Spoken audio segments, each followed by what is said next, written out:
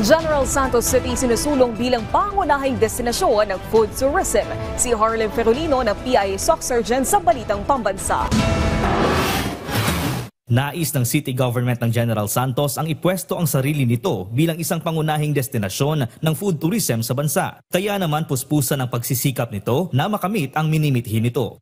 With DTI, we are aiming to be the second city, creative city network for gastronomy, second to Iloilo. And yung creative industry development program natin o lunsod-lunsad na recently the DTI just turned over to us the 2 million grant. We are gearing towards that.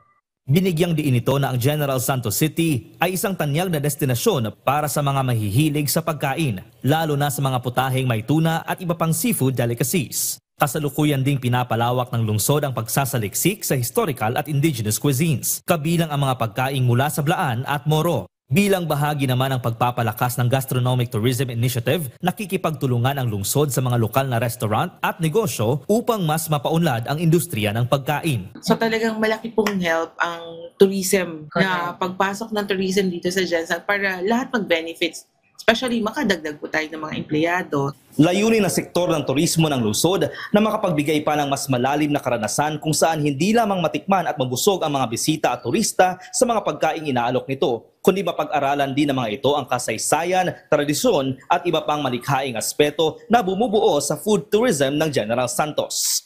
Mula sa Philippine Information Agency SOC Surgeon, Harlem Ferolino, Balitang Pambansa.